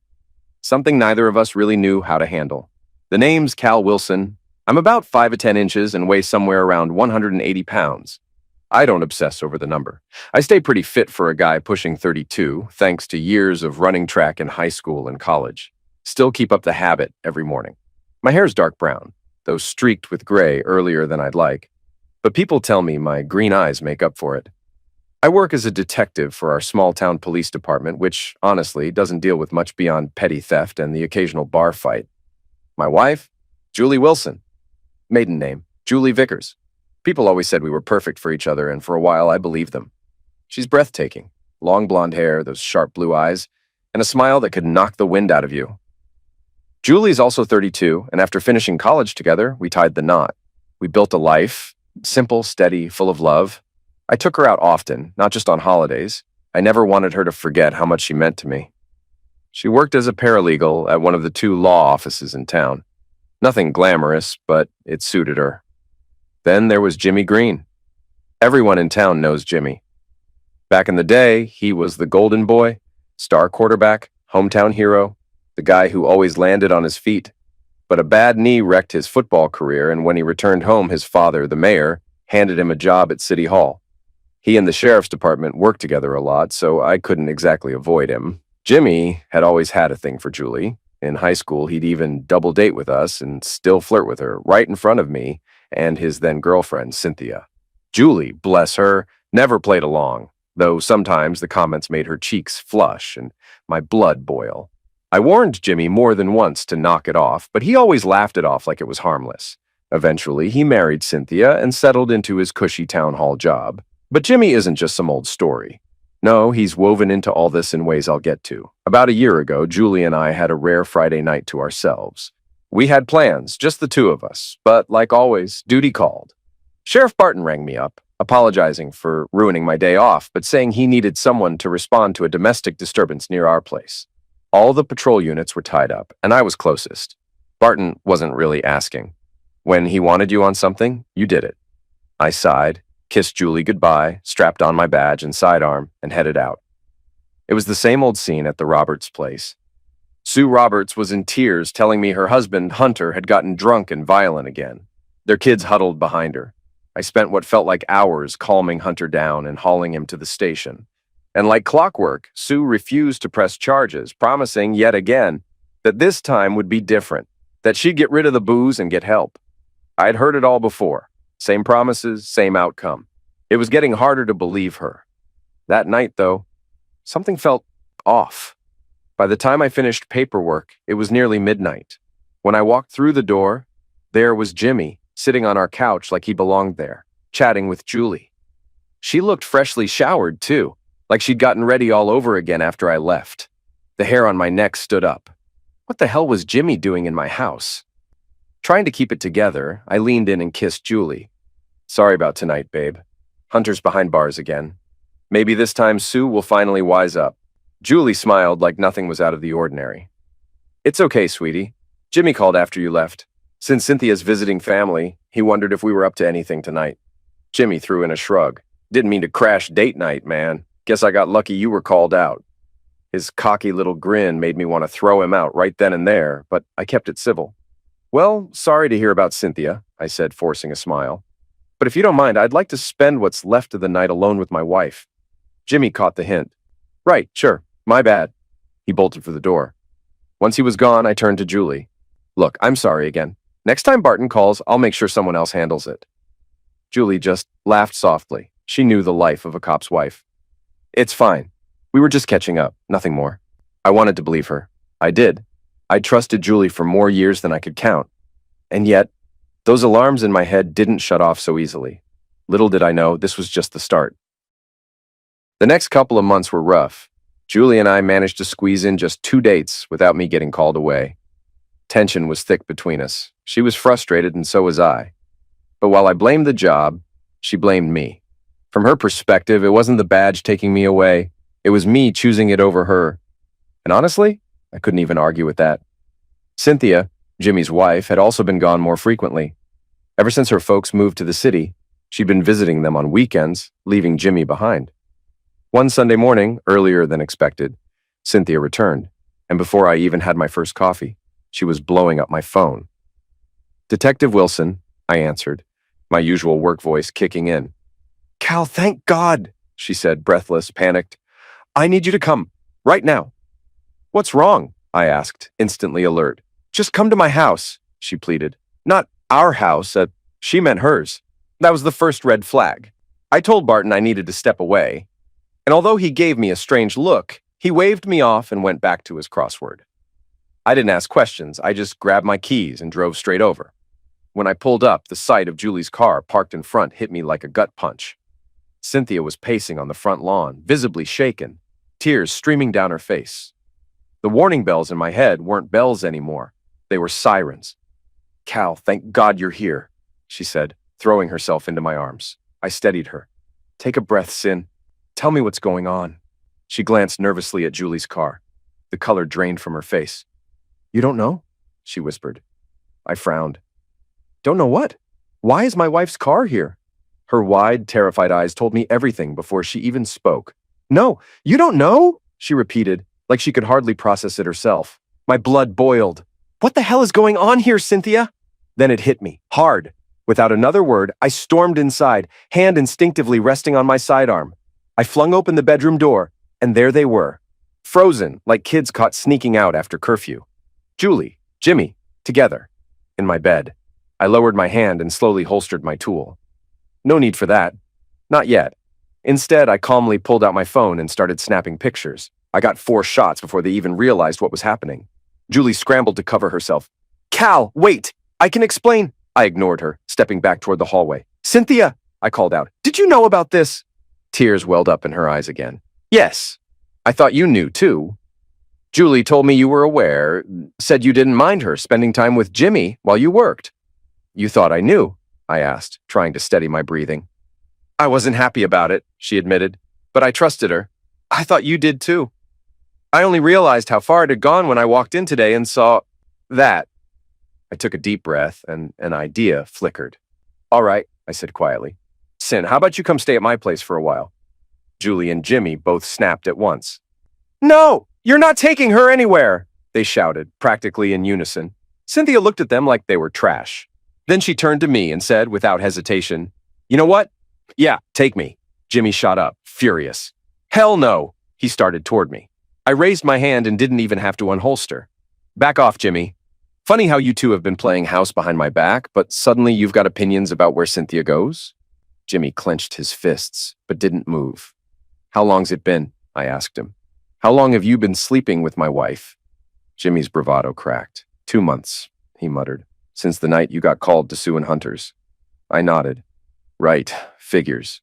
Julie reached out, desperate. Cal, please, I still love you. This was just... You still love me? I snapped. So you cheat on me but still expect to keep me? I glanced at Cynthia. Dark hair, piercing green eyes, standing there quietly, dignified. It hit me like a ton of bricks. I'd been blind, focusing so hard on Julie all these years that I'd barely noticed anyone else. But now, I saw Cynthia differently. I looked back at Julie. You hate double standards, don't you? Well, here's one. If you can betray me with Jimmy, why can't I return the favor with Cynthia? Seems fair. Don't you dare, Jimmy roared, stepping forward again. I held his stare without flinching. What's good for the goose, Jimmy? Cynthia smirked, wiping away her tears. Yeah, I think I'd like to go. Julie exploded. This is ridiculous! But Cynthia ignored her, walking over to the dresser. I'm grabbing a few things, Cal. I turned back to Julie. Tell me the truth. What's the real reason? You, she spat. Your damn job, you're never around. Jimmy is. So you took him into our bed to fix that. Julie flinched. Shame started to creep in, but it was too late. Yes, she whispered. Great, I said, voice flat. Perfect for the bonfire. Her mouth opened, but nothing came out. When were you going to tell me? I pressed. Or were you just hoping I'd keep being the fool? Tears ran down her cheeks now. I still love you, Cal. I didn't want this. I shook my head. Don't kid yourself, Julie. You don't love me, not if you could do this. Cynthia slammed the dresser shut. I'm going with Cal, and Jimmy, stay the hell away from me until I figure out what happens next. Neither of them had anything left to say, and just like that, everything changed. Cynthia and I made it to my car without any drama, but before we even reached the driveway at my place, my phone started blowing up. Julie kept calling, but I let it ring. The only call I answered was from Sheriff Barton. Cal, you all right? Jimmy just called me, Barton said, voice laced with concern. Barton wasn't just my boss. He was Jimmy's uncle. Sir, I replied calmly, though my blood was boiling. Turns out your nephew has been playing house with my wife behind my back for 2 months. Cynthia just clued me in. We're on the way to my place now. I'm taking the rest of the day and tomorrow off. I sent him a few of the photos I'd taken as proof. There was a heavy sigh on the line. Damn! I was afraid something like this might happen. I slammed the brakes mentally. Wait, you knew? I barked. He paused. Cal, listen! Save it, I snapped, and ended the call without another word. I turned to Cynthia. Did you know he knew? Her eyes widened. Hell no, she said, seething now. Unbelievable! Now she wasn't just upset, she was furious. And oddly enough, that fire in her voice stirred something in me. For the first time, I wasn't just looking at Cynthia as my friend's wife. You're damn right. We're going to get serious about this, I said with a smirk. She caught my glance, and for a split second, the tension between us shifted. But first, I had things to handle. As soon as we got to my house, Julie's number flashed on my screen again. This time I picked up. What? I snapped. Don't you dare, Calvin Wilson, she shouted. You better not lay a finger on her or I'll file for divorce. I gritted my teeth. Julie, I've got photos. You know what that means in this state? Infidelity? You lose everything in a divorce. Her silence was deafening. Finally, she whispered, okay, then hung up. I immediately texted her, don't come home tonight. Then I dialed Dennis, my cousin, and the town's most trusted locksmith. I knew I could count on him. When he showed up, Cynthia and I were sharing a quiet beer on the porch. Hey, Dan, I greeted as he stepped out of his truck. What's going on, man? He asked, spotting Cynthia and raising a brow. I gave him the short version and told him to rekey the house. 3 sets only. 1 for me, 1 for Cynthia, 1 spare. And don't hand a key to Julie if she shows up asking for one. Dennis chuckled. Family first, brother. He went to work without another word. Next, I made another call, seeing the furniture store. I ordered a brand new double bed to replace the one Julie and I had been sharing. When the movers arrived, Cynthia stayed quiet, watching as they tore down the old bed and tossed it into a heap out back, just like I asked. The new one wasn't cheap, but it felt necessary. I had more than just revenge on my mind. I had a plan, actually several plans, and I prayed I wouldn't need the violent ones. By late afternoon, Dennis handed me the keys. I gave one to Cynthia with a playful wink, and to my surprise, she returned it with a shy smile. When the movers finished, I settled up, then made one last call. To my sister Olivia, who happened to run the local bank. Liv wasn't exactly Julie's biggest fan. I need a new account, Liv. Monday morning transfer 75% from the joint accounts. I'll explain later. About time, she said, half joking, half serious. Consider it done. With the house now secured, the outsiders gone, and Cynthia still sitting quietly beside me, the atmosphere shifted. I didn't drag her straight to bed. Instead, we settled into the living room, locking the world outside. Cynthia, I said seriously, what we're about to do here, it's revenge, plain and simple. You realize that, right? She nodded. I know, but before we go further, I need you to understand something. I took her hand gently. Sin, you've put up with too much for too long. Why didn't you leave him? Tears welled up, but she blinked them back. He controls everything, Cal. The bank accounts, the house. He said if I walked, I'd get nothing. He's got every lawyer in his back pocket. I gritted my teeth. He's feeding you lies. Listen to me. Do you want out? Forget the money. Forget him. Yes or no? Do you want out? Yes, she said without hesitation. Not just because of the cheating. Her voice cracked as she rolled up her sleeve and revealed a dark bruise on her arm. I swore under my breath. That son of a... I caught myself. Cynthia, you're getting out of this. I'll make sure of it. Reality hit hard. This wasn't just about betrayal. It was about survival. And Jimmy? He wasn't walking away clean. I'm no rookie, I said firmly. Tomorrow, I'll call a lawyer from Julie's rival firm. Barton can't fire me, even if he wants to. I've got leverage now. I've got Barton's dirty little secret. He knew about you two and kept me on duty anyway.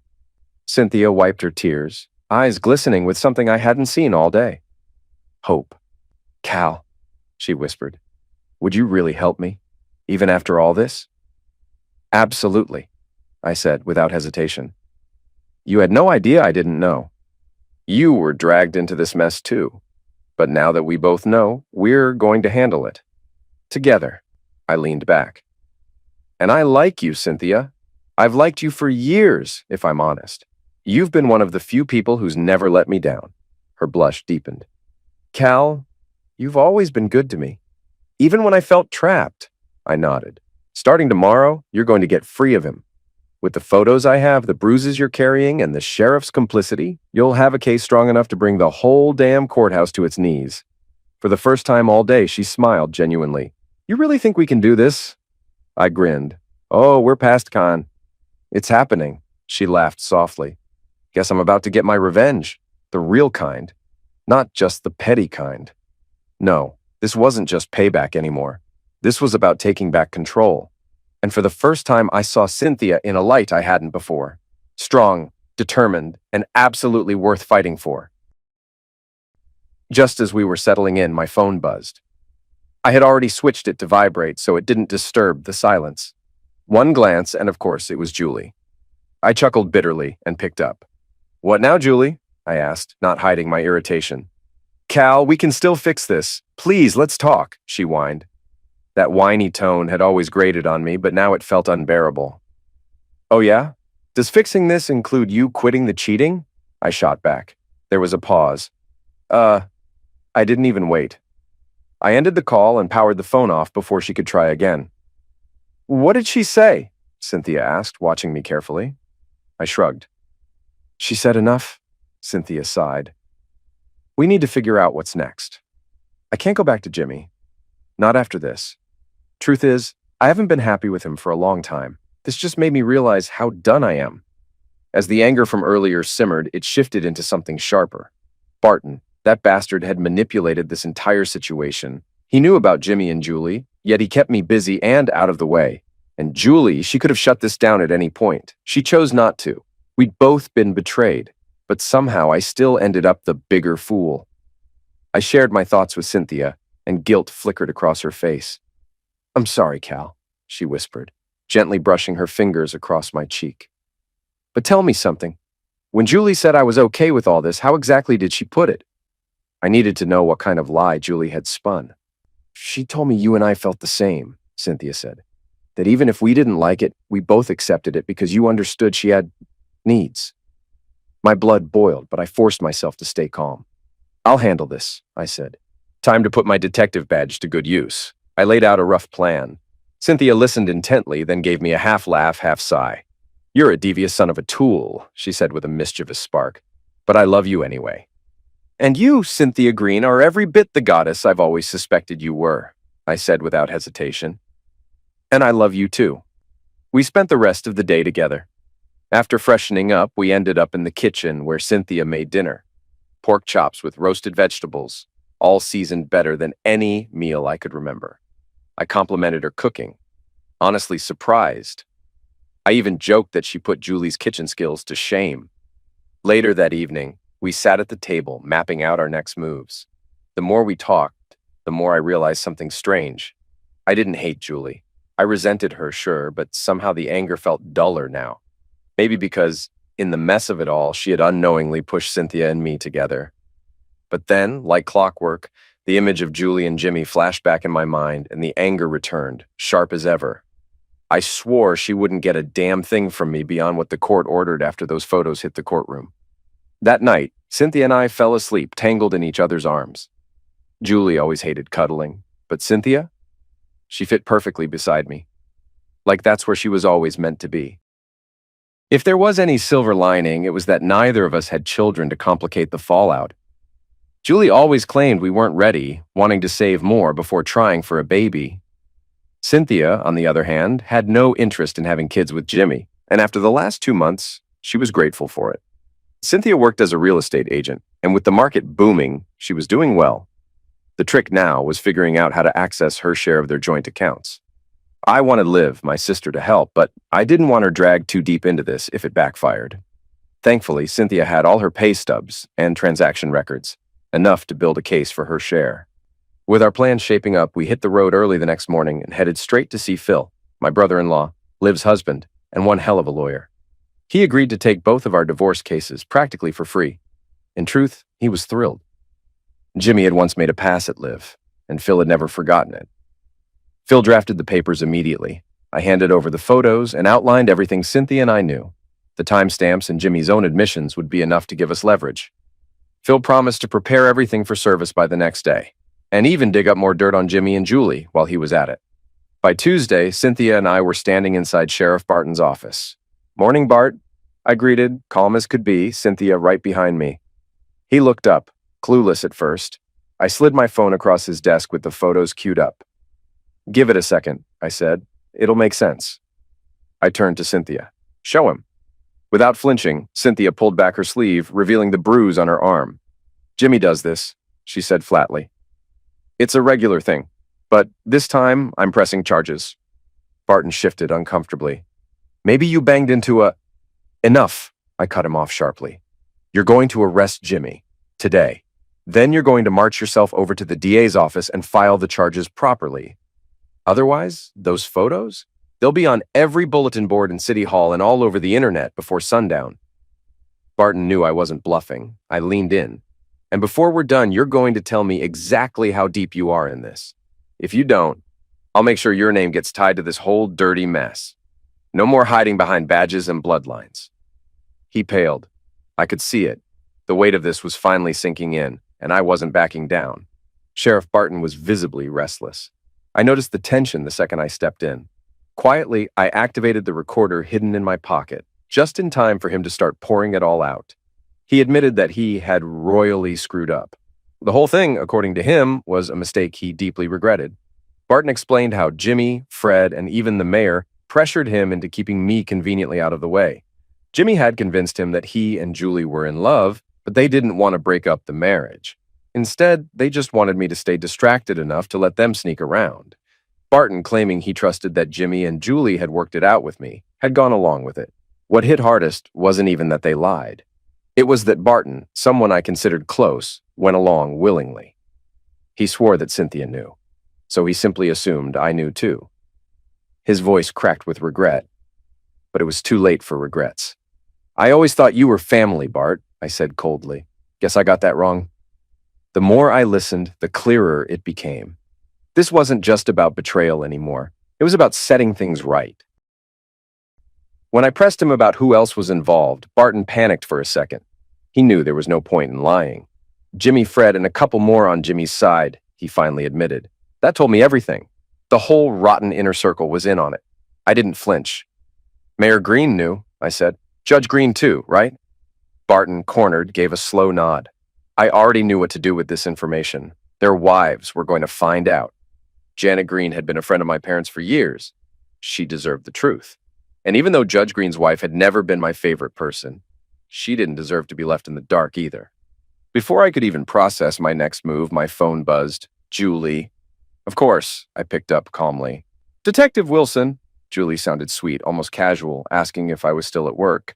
I told her I was finishing paperwork with Barton. Then she dropped the line I wasn't expecting, saying she still loved me and knew I still loved her. And damn it, for a second I realized she wasn't entirely wrong. I still felt something, but it wasn't enough. I agreed to meet. You can come by, I said, but I changed the locks. Cynthia's with me today. Julie hesitated and simply said, fine, before hanging up. I turned back to Barton. So it's just you, Jimmy, Fred, the mayor, and the judge? He nodded. That's everyone. Then he tried making small talk with Cynthia, but I cut him off sharply. He didn't need to know more about her. Not now. I reminded him that Jimmy had been keeping Cynthia financially trapped, and that Barton was going to send every scrap of evidence to the DA. No exceptions. Without arguing, Barton got to work. He documented Cynthia's bruises, uploaded the photos, and prepared the case. He promised to deliver everything to the DA right after arresting Jimmy, swearing he would handle it discreetly. I made it clear. You'll have to. I don't trust anyone else in this town to. Barton's voice dropped. He admitted he couldn't defend Jimmy's actions, not after what he did to me, or to Cynthia. He promised he'd see it through. But this time, I wasn't leaving it up to him alone. No more sweeping anything under the rug, not anymore. Sheriff Barton's words still lingered in my head as I left. I'd known Bart practically all my life, respected him, trusted him, until yesterday. Now, all I saw was betrayal buried under layers of guilt. I told him I believed him, shook his hand, and made it clear that my next step was to deal with Julie and get her out of my house. Barton asked if I'd be around tomorrow, but I informed him I was officially taking a 5-day vacation and wouldn't be back until Monday. He gave me a small nod, and I could tell he hoped things would settle by the time I returned. What he didn't know was that I wasn't even close to finished. As promised, I had already scheduled emails to Mayor Green and Mrs. Green, each containing every damning JPEG I had. They were timed to hit inboxes just as Barton cuffed his nephew. When Cynthia and I pulled up to the house, Julie was already there, standing by the door. Sin and I walked up hand in hand, and it was impossible to miss the jealousy flashing across Julie's face. Cynthia greeted her without hesitation, asking if she liked her husband. Julie, with that same old smirk, threw back an insult, calling Sin a hoe. Typical. I found myself for the first time looking at them side by side and realizing how much more radiant Cynthia seemed, not just physically, but in every way that mattered. I calmly reminded Julie of her hypocrisy, pointing out that if she hadn't betrayed me with Jimmy, I wouldn't be standing there holding Cynthia's hand. That silenced her immediately. I didn't stop. I told her there wasn't anything left to discuss. I reminded her that instead of owning up to her betrayal, she chose to attack me, my job, and my character. She wasn't interested in fixing anything. She was only interested in justifying herself. Julie broke down, sobbing. She apologized through the tears, genuinely crumbling in front of us. I'd only seen her cry like that a few times, but this wasn't one of those situations where tears would change a thing. She admitted she ruined everything. But in truth, she didn't just ruin it. She destroyed it.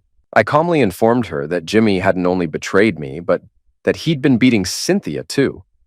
I motioned to Cynthia, who quietly showed the bruise on her arm. The realization hit Julie like a brick wall. She stammered that she had no idea, horrified. Cynthia brushed it off and told Julie not to worry about it anymore. She made it clear that she was finally going to do what she should have done long ago, divorce Jimmy and take him for everything he was worth. I backed her up. Me too, I added, looking Julie dead in the eyes. It was time to lay it all out. I told Julie that we were finished and that I was going after 75% of the assets. She could keep her car, I'd keep mine, and she'd have enough for a down payment on a place of her own. But if she pushed me, if she even thought about dragging this out, those photos would find their way to every family member and friend we had. I left no doubt. I'd prefer a clean ending, but I wasn't afraid to get ugly if I had to. Julie, still sniffling, whispered that she loved me. I shut it down. I told her plainly that love without respect meant nothing. As far as I was concerned, I divorced her the moment I saw her and Jimmy together. The court paperwork was just the final nail in the coffin. I added that my lawyer already had the evidence and that it would be in court first thing. Then I asked the only thing left. Would she agree to the divorce? Eyes downcast, voice hollow, she simply said yes. I thanked her, though the words felt like dust in my mouth. I offered her a practical solution, to gather her things and avoid Jimmy's place for now, considering he'd just been arrested for domestic violence. She nodded, agreeing. She quietly asked where she was supposed to go now. I told her that the joint account was still hers, minus the 75% I had legally moved to my new account. There was enough left for a new apartment and some breathing room. I wished her well. Honestly, as much as I wanted to hate her, I couldn't. We had too much history. But forgiveness? That was never coming. Julie's face fell. I could see the weight of it all landing on her shoulders. But I stayed firm. Part of me still wanted to comfort her, to pretend we could patch things up. But deep down, I knew better. If she truly loved me, she never would have crossed that line. As I stood there, I realized she might still be beautiful in the eyes of many. But to me, the spell was broken. By the time Cynthia and I finished helping Julie pack up her things, the entire house felt like a moving truck exploded inside it. Every closet, dresser, nightstand, vanity, and bathroom shelf had been emptied. Piles of suitcases now sat in the living room, most of them crammed with Julie's stuff. What was supposed to be a quick task ended up dragging on all day. It was way too late to help her find a new place, and frankly, neither of us had the energy left to try. We both collapsed onto the couch, surrounded by chaos.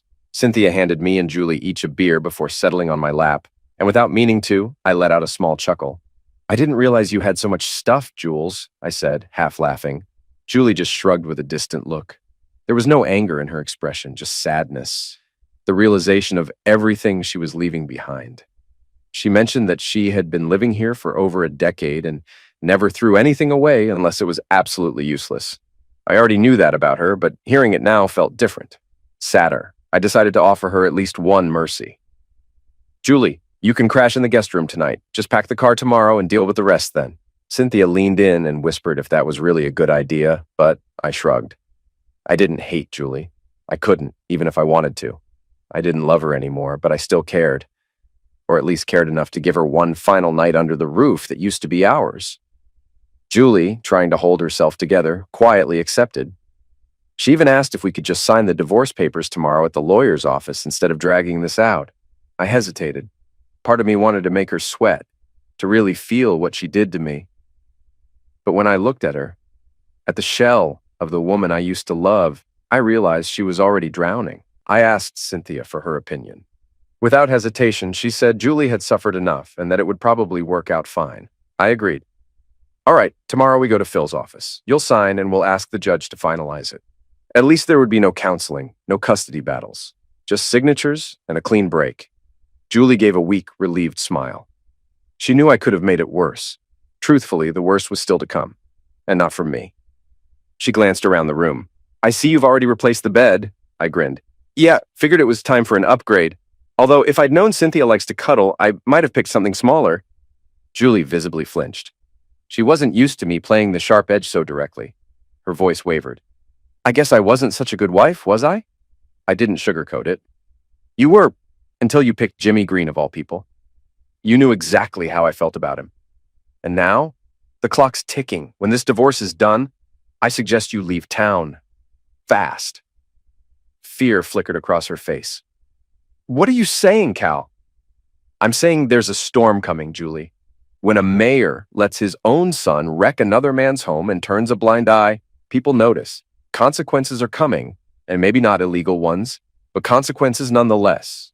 I was bluffing, of course. I wasn't going to expose Bart.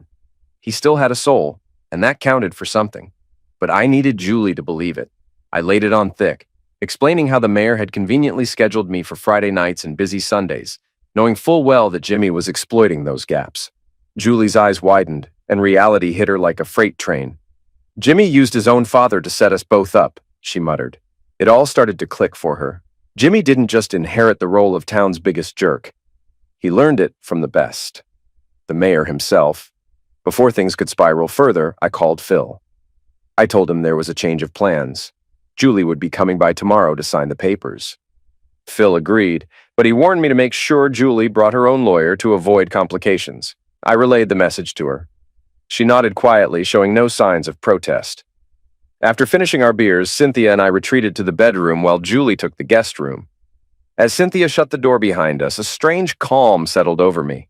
For the first time since this nightmare began, I wasn't looking backward. I had this quiet, certain feeling. This bed wasn't just temporary. Cynthia and I, this might just be the start of something permanent. The next morning, Julie wasted no time. She called her lawyer and arranged to meet us at Phil's office. Once we got there and laid everything out, the betrayal, the evidence, the photos, her attorney kept a poker face, but it was clear he wasn't thrilled with what he saw.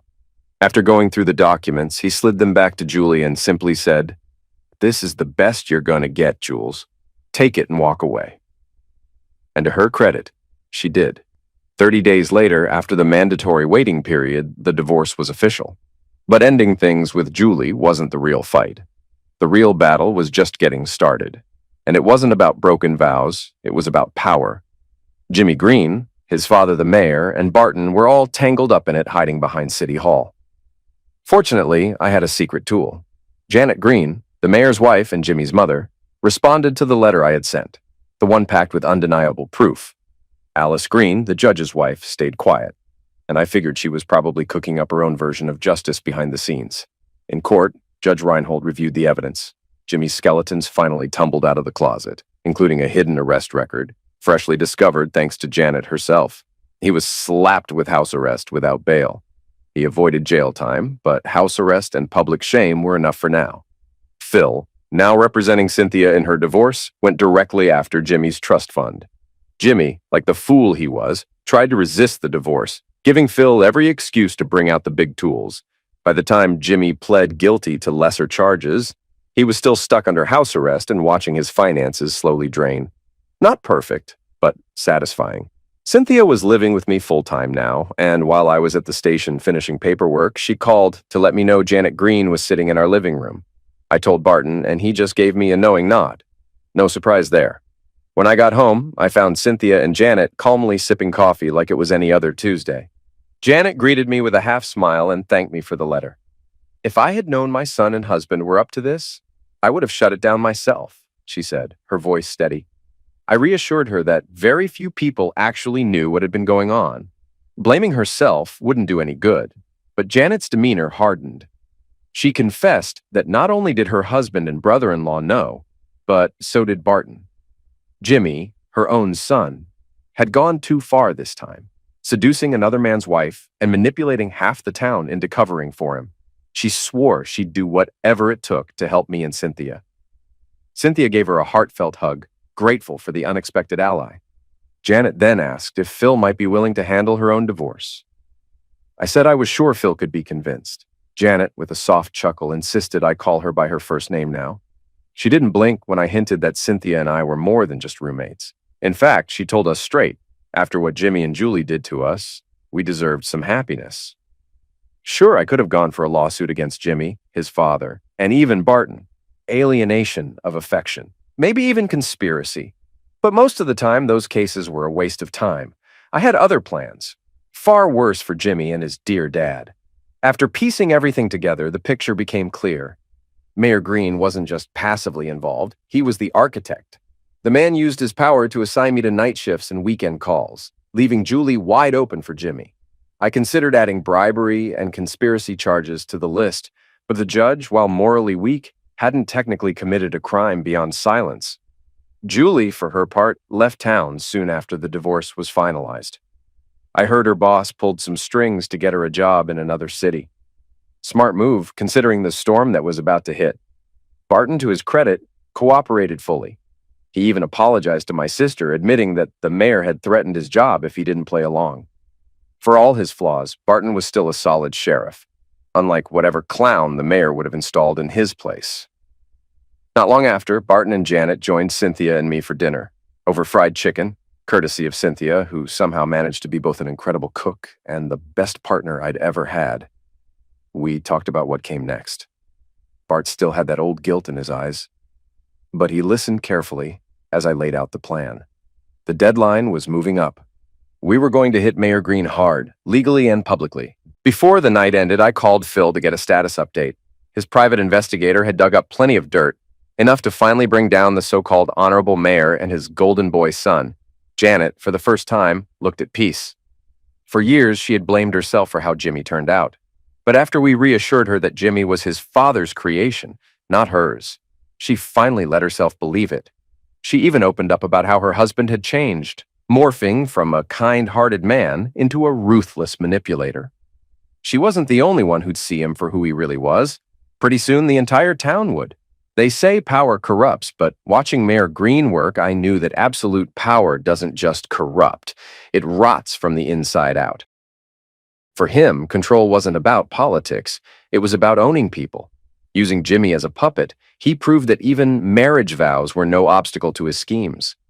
As twisted as it sounds, I almost pitied Julie when I realized she'd been just another pawn in his game. But any sympathy died the moment Phil played us the recording he got from the private investigator. Hearing it made me sick.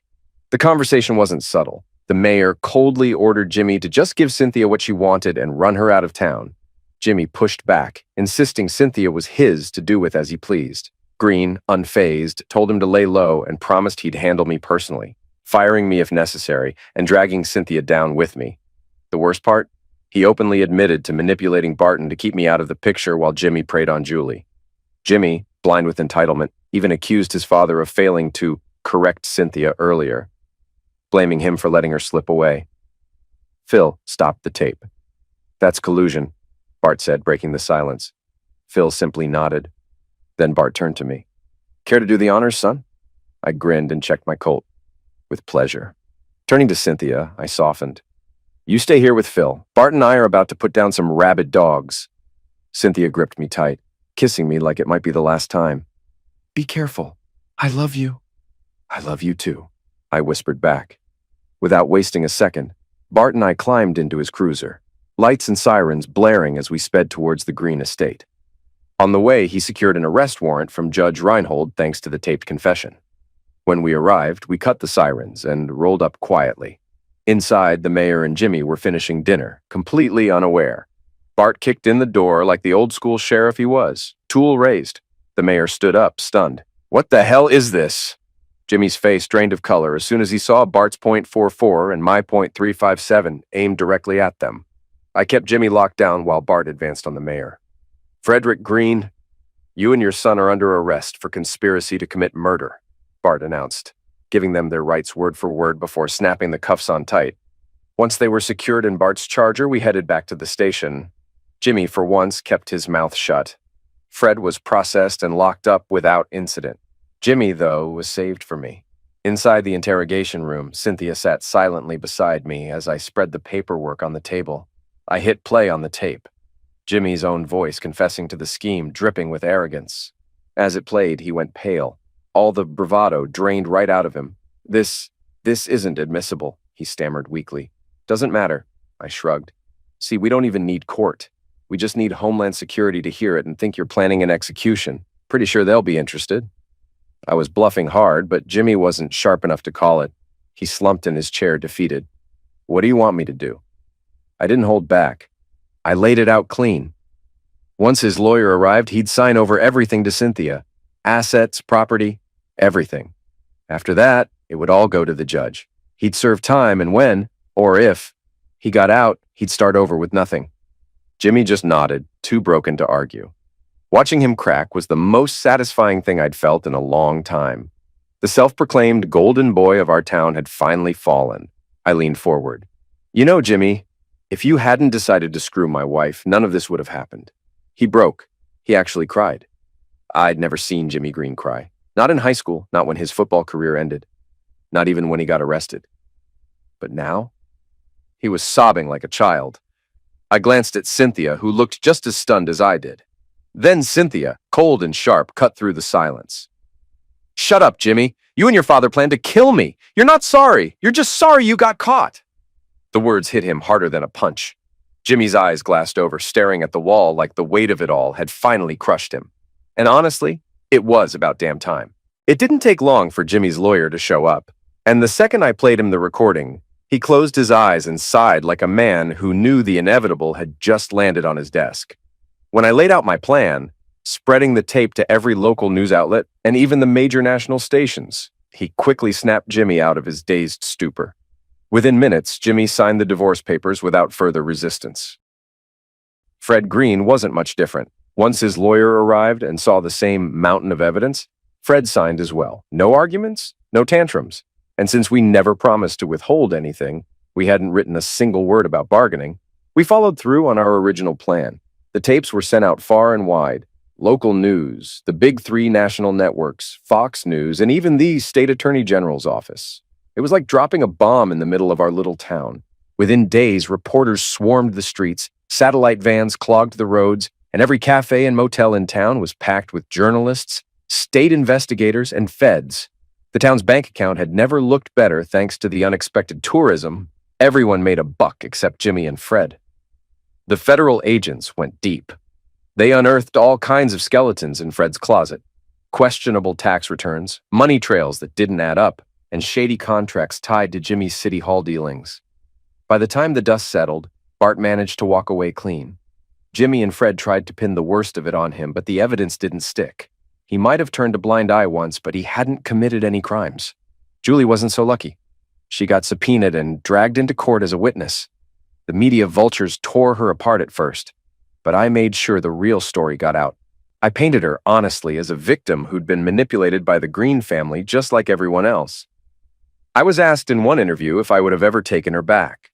Without hesitation, I answered no. I meant every word. As for Cynthia, she walked out of the divorce with everything: house, assets, and full freedom. Janet Green, the mayor's wife, did the same with Fred. Both women finally got justice. When sentencing came, Jimmy and Fred were hit hard. Conspiracy, corruption, and a few extra charges the feds found along the way. Odds are they'll never see daylight again. Not long after, Cynthia and I got married. Her family returned to town for the ceremony, filling the church with familiar faces. Julie even showed up with her new boyfriend, a genuinely decent guy, surprisingly. I had a quiet conversation with him, and I found myself wishing them well, which, to be honest, felt strange, but good. Word later got around that Jimmy, too, found companionship in prison, courtesy of a very large and affectionate cellmate. From what I heard, his attitude and bodily functions changed significantly by his 6th month inside. Meanwhile, Judge Roy Green, Jimmy's uncle, didn't escape the fallout. The feds started digging into his past and quickly uncovered a web of corruption, bribery, tampering, and questionable rulings. His own wife, Alice, ended up turning him in during their divorce. No one was sure if it was revenge or morality, but either way, she finished the job. Judge Green now calls a federal penitentiary home, while Fred, last I heard, found himself playing soprano roles in prison musicals. Fitting, Julie eventually remarried, the same man she brought to our wedding, and from what I hear, they're expecting their first child. I'm genuinely happy for her. Life has a strange way of balancing things out. Bart retired not long after everything settled. He and his wife are enjoying their quiet years, and while their kids are grown and gone, he still drops by the station occasionally. He never lost the habit. As for me, well, I was elected sheriff after Janet took over as mayor. Turns out the woman who once stood silently behind her husband had more backbone than anyone realized. The people trusted her, and when Bart stepped down, she handed me the badge. Now, sitting here years later, the chaos is behind me.